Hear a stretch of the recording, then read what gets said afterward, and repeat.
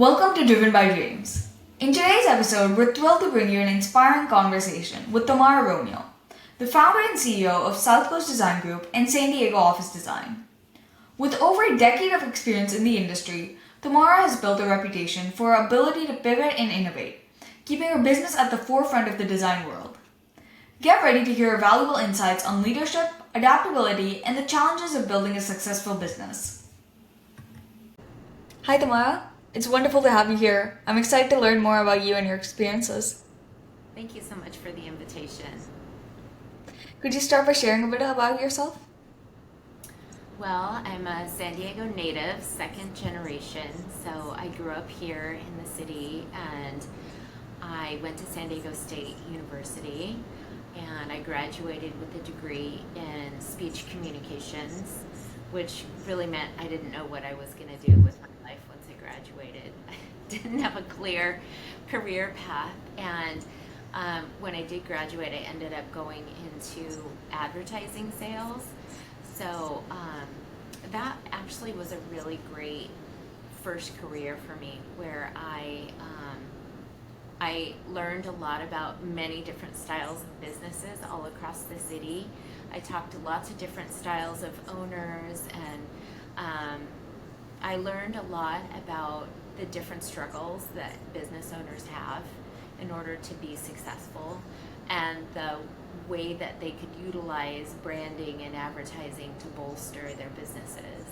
And so I became a really prolific branding person.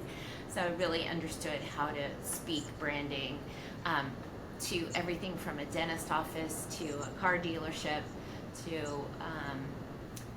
somebody who sold like a clothing boutique and everything in between.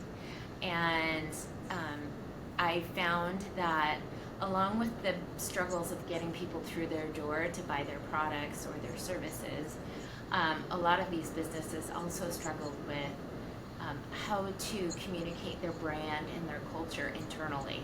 And so oftentimes their teams or the people that were trying to attract and retain as their high value staff were sitting in really boring, bland, gray and white offices with big cubicles, and there was no cohesion, connection to the culture and the brand inside the business. And so after 15 years of that career, I thought, you know what, I think I might be able to do something that blends interior design and culture and branding together, the two talents that I already have. And so I started doing some research and took some time to figure out what my passion was. And I knew that for me, although I love designing homes and I love decor and everything that goes into designing a home, I knew that my special talent was talking to business owners. And so in order to blend my previous talent with my new passion, I had to find the niche. And the niche for me was starting a business called San Diego Office Design, where I truly helped business owners to elevate the brand of their business from the inside out. So oftentimes people are like signing a contract for a new office and they don't know where to start to find all the elements of the office besides furniture that really make a space feel like a reflection of who they are as a company. So we really specialized in that niche for I would say 12 or 13 years, and then we were approached by a client who wanted to do more multifamily living spaces. So that would be like luxury condo buildings, high-rise apartment complexes, for sale homes and home communities that have like model homes and sales centers. And so we started working with them, and I realized, okay, I can't go to market with the name San Diego Office Design if I'm designing condos. That doesn't make any sense. So we dialed back to our corporate name, which is South Coast Design Group. So now in the marketplace, we do similar things, but we have two different brands that we promote, right? We have San Diego Office Design and we have South Coast Design Group. And my branding and my marketing are slightly different for each. but the talents that bring us to market as designers are the same. So we're working with business owners to help make sure that they're attracting and retaining great staff, that they're meeting their deadlines and their budgets to get into their new spaces, and that when people come to buy or rent their new properties, they really stand out from the competition and they're not just another apartment. So that's where we are today, and I'm starting something new, which is a collaboration with two other designers here in San Diego that have both been in the marketplace for quite some time. So I'm a 15-year, business owner. They're 19 and 20 years respectively. And what our mission is now is to not only work in our own practices, but also to develop a process of giving a hand back and a hand up to new designers coming into the business world. Oftentimes younger people coming out of design school or exiting a corporate job don't have the skill set to actually run a business. They're talented designers, they're really great at doing the job of design, but running a business of design is very different. And so our mission is to help those younger designers or people starting design as a second career like I did, to learn how to set up the processes, the profits, the marketing, the legal stuff that you need in order to get your business up and running. So that's the newest thing that I'm working on right now, and it's keeping me busy. You mentioned starting design as a second career. So what's that been like? What are the challenges that come with that? Being an entrepreneur sometimes can be very lonely because my friends all worked for other people. They had corporate jobs, they had stability where they were getting a regular paycheck, and they were responsible for one job that they had to fulfill the job curriculum of. Whereas a business owner, you have a gazillion jobs all the time, you're responsible for everything, and you learn hard in the beginning some lessons that sometimes are unexpected. And that's just part of the process, that it takes some time to really get your sea legs, to use a boating metaphor, because you're really kind of off balance at first, trying to figure out how to do everything all at once.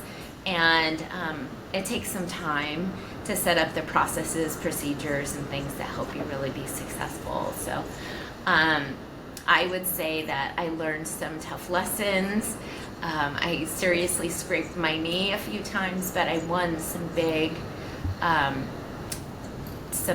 like yay moments that helped to propel me forward and keep me going, because if it was just all hard lessons, no one would keep doing it, right? But I had some real wins along the way that helped me to see that, yes, this is truly something I'm supposed to be doing, and the universe is putting some energy behind my mission. And so 15 years later, here we are, bigger than I ever expected. And so the vision I had for this little company that I was going to be running has really taken off and gone to a new level. If you had asked me back then, would I be doing what I'm doing now, I wouldn't have said yes. I didn't see it in my mind.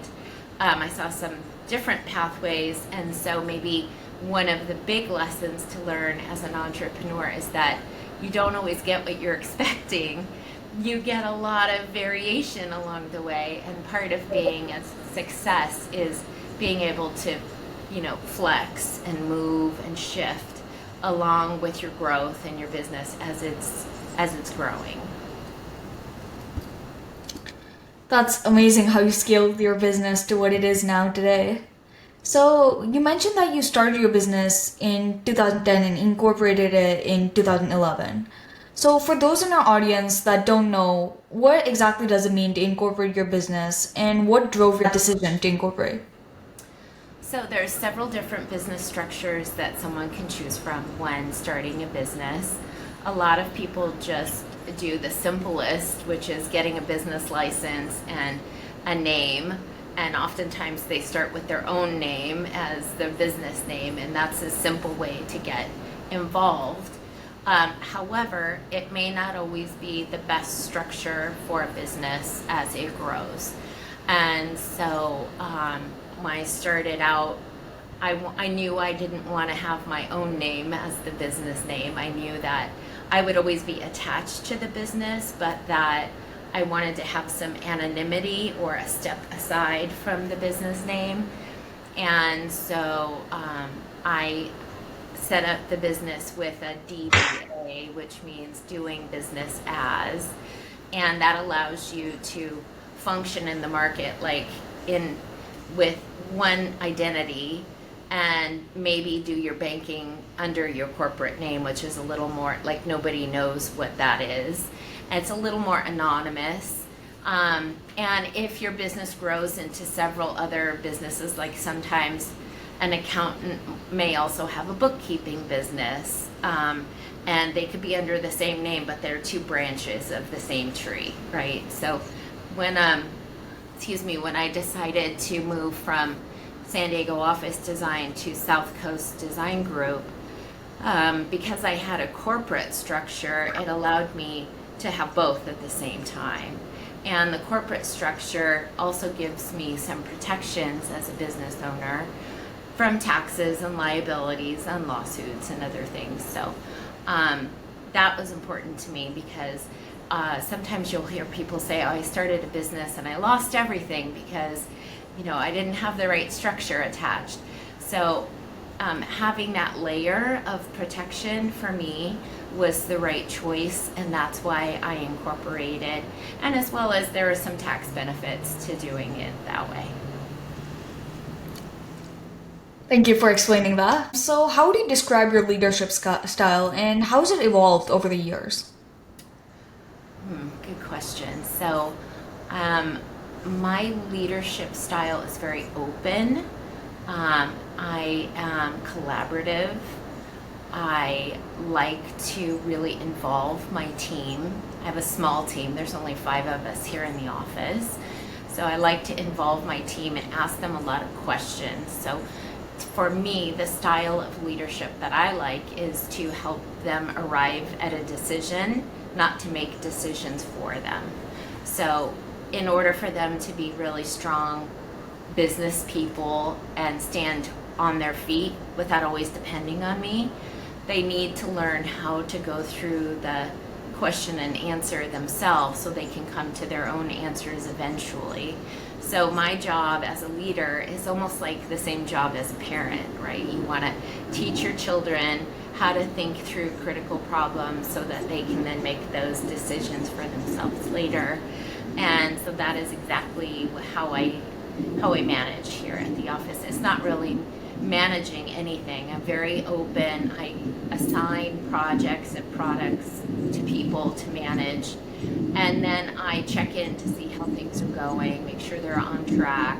So I really see myself as kind of a circus master where I'm like watching what's happening with lots of different things, but I'm not in the middle of everything all the time. I'm just ensuring that my clients understand where we're at in the process. My designers know what their deadlines are, and that we're meeting our deadlines and our receivables to our clients. So really, I become more like a tour guide, where I'm expressing where we're going, how we're getting there, what it's going to be like once we get there, what their expectations can be for both the client and the designers. And then I make sure those two things align, that my team is developing the things they're supposed to on the timelines they're supposed to, and that the client understands our workflow and our process, so that those two things align. Back in the day, when I didn't realize that I needed to talk to my clients as much as I do now, I used to think, well, they know I'm doing the work, so I don't need to talk about it. I'll just show up when it's done. And that led left clients feeling a little like disarmed, like, well, what's happening? What are you doing? And I realized they want to be involved and understand the process as much as possible. They don't need to be in the middle of all the decision making, but they need to have a guide to help them understand what's happening, and then to offer choices as they are appropriate. And that's really what I do today. So communication is a strong suit of yours? It's gotten better over time. I would say I tend to trust a lot and put a lot of responsibility in other people's hands. When I was working for someone else and I had a boss, I was very comfortable working independently and just doing my job without someone kind of hovering over me all the time. And that is the way I lead my team. I assign the projects, I give them the deadlines, we talk through questions and answers when there are some, but I don't parrot over them to see what's happening. So I think that my leadership style and my communication is one of trust. It's one of transparency, and I think that I'm super supportive as a person and as a leader for both my clients and my teammates. So I have strong expectations. If my team fails on something, they really know how disappointed I can be, and I think they don't want that feeling in their life, because they don't want to disappoint me or our clients, and they take that very seriously. So I think as a team, we are a very strong unit and we work super well together. So That's great. Those qualities you have, those are amazing. What do you look for when building your team? I know you mentioned you had a small team. I'll tell you what, if you hire the wrong person, it can change the dynamic of the entire office. And I have been in a pinch in the past where I hired quickly and I hired the wrong fit, and it made my life and everybody else's life miserable. So I don't hire just for the job. I don't hire a resume, right? I hire skill sets and people skills and soft skills, and I think I really look more deeply into character of my team members now, and that's because I really do have to give them a lot of trust. I give guidance, but I don't, I really have to have people that are responsible, that I know can take a project from point A to point Z every step of the way and not falter. And that takes a strong personality style with a lot of work ethic to be able to do a project like that without failing in certain areas, because you have to really keep a lot of balls in the air at the same time and manage a lot of processes and procedures. And I think I really look for people that have a track record, that have great skill sets, that have strong character, that can communicate their value to my team and to me. That's really important, because if I am expected to be a good communicator, I need that back from my team as well. So those are probably the most important things that I hire for. So earlier you spoke about the importance of staying flexible in business. How do you foster a culture of adaptability within your company? Yeah, I think adaptability is absolutely key to being able to maintain a viable business over a long period of time, because entrepreneurship can be crazy and takes a lot of adjustments, takes a lot of flexibility, and you don't get a linear start and finish. Oftentimes it's kind of crazy along the way. There's a lot of dips and divots and U-turns, and you can't take those things personally. You have to adjust quickly, move along with whatever you're working on, and make sure that you're continuing to make progress. I'm a super diligent person, so I do not give up ever. And so when I'm working on something, I continue to find ways around issues and problems. I'm very creative minded, and so is my team.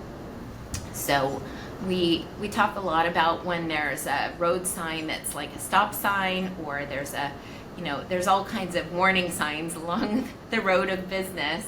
And oftentimes, you can come up along a plan and there's a giant hole in the ground where you think your business is going to go, and you're not going to get past that hole without building a bridge. And it takes more time and more effort, but it's worth it somehow to get to the other side. And so I have just really adapted to not take things personally, which was huge for me, because I used to take every little adjustment and setback as a failure.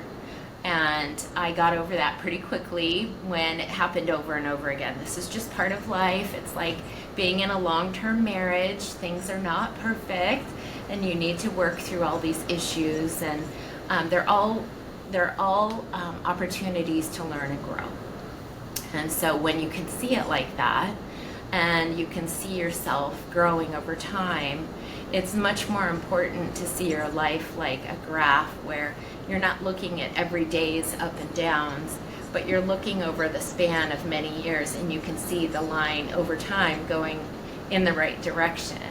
And that's really what I focus on, both with myself and with my team. And I do take time to stand back and look at what I've created and what my team has built and designed. And there's a tangible reward in this industry where, you come up with something in your brain, you design it, you plan it, you help to build it along with the team, and then it's a real thing, a real tangible building or a real tangible environment. And that makes an impact on both you as a business owner and the world, because I'm leaving my mark as a professional here in San Diego, and I can drive down a street and say, oh, I designed that building, and oh, we worked on that. And it's like a stamp of success for my team and for myself, and it helps me to realize that even though every day isn't a good day, the years are wonderful and the progress is amazing, and we've done some really big things to be proud of. How did you learn to persevere through those challenges? And how did you tolerate the failures as well? That's a very good question. I think I have a diligent personality style. I don't give up easily.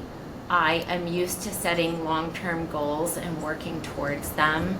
So for me, life is a lot like going to the gym, right? You don't go to the gym one day and come home with big muscles. You go to the gym over many, many weeks, months, and years, and you see progress over a much longer period of time. And you may not see it as much as you feel it, and your body is able to embrace this, healthy thing that you're creating.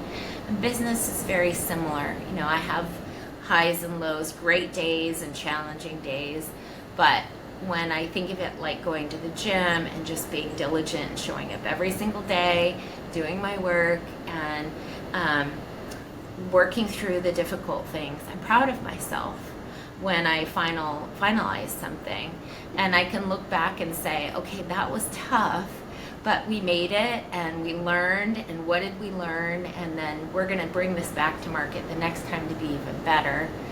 And I think that's part of being a real pro, that you learn, you're able to put your ego aside and really embrace the lessons that come day to day and week to week, and become a better version of yourself every single day. So if you're willing to put your ego aside and really work on the longer term things, the little stuff takes care of themselves.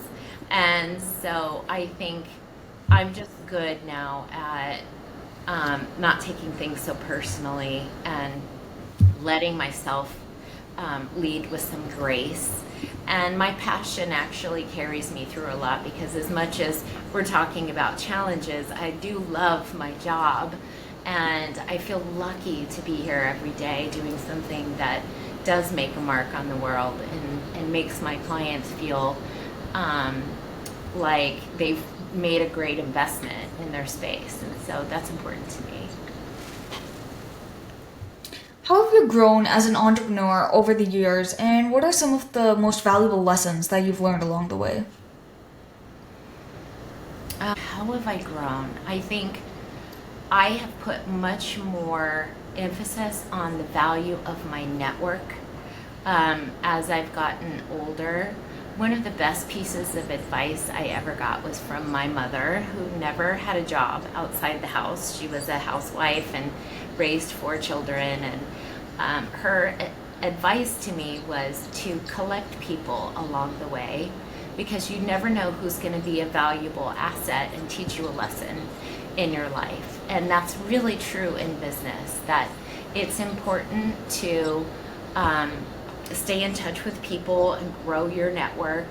You know, you and I connected on LinkedIn, and that's a space where I spend quite a bit of time investing in my business brand and connecting with other professionals. I listen a lot to what people talk about in business so that I can continue to pivot my business as needed with the economy and with what's happening here locally in the city. And of course, this is an election year. So, you know, there's a lot of things changing in the world, and everybody's business can be affected by those things. So I think it's really important to just put your finger on the pulse of what's happening, and not live your life, your business life, in a little box where you're just sitting in your office all day doing your job. You really need to have some outreach to other professionals like yourself, to have a collaborative, supportive network of people that understand you, that are your cheerleaders. And you might have heard this along the way. This is also a valuable piece of information that I really took to heart, which is as a professional, just a person in general, you are the reflection of the 5 closest people to you in life. So whoever your 5 closest friends, mentors, the people you spend the most time with, truly have an impact on who you are as a person. And so you need to pay attention to if those 5 people are positive, uplifting, supportive of your dreams, talking kindly about you even when you're not in the room, and most importantly, that they're doing big things that make you want to level yourself up too. And so having a great network of people that are doing big things that they're excited about is really important. I would say make sure that your 5 people, your 5 closest, confidants and collaborators are high quality people that really make you want to be a better person yourself. Well, thank you so much for that, Tamara. I think this is a great point to wrap up our conversation. If you could give your younger self one piece of advice, what would it be? I would network early, like you're doing. You really impressed me, being a 14-year-old reaching out to someone older, asking for time and their professional opinion. I think so many younger people, myself included, felt intimidated when I was your age to talk to someone my age, because I felt like I just wouldn't have the right things to say, or that we wouldn't have anything in common. But the reality is that people my age love young people, and we want to support you, and we love being asked about our opinions and how we can help you. And so I would say keep doing what you're doing, reach out to people, grow your network, and because when you go to get a job, all those people that you've connected with and made meaningful relationships with will support you. And that is like having money in the bank. Well, thank you so much, Tamara. Thank you for sharing your opinion and your insights and taking the time to talk with me. Thank It's you. been a pleasure. Thank you. Have a nice day. You too.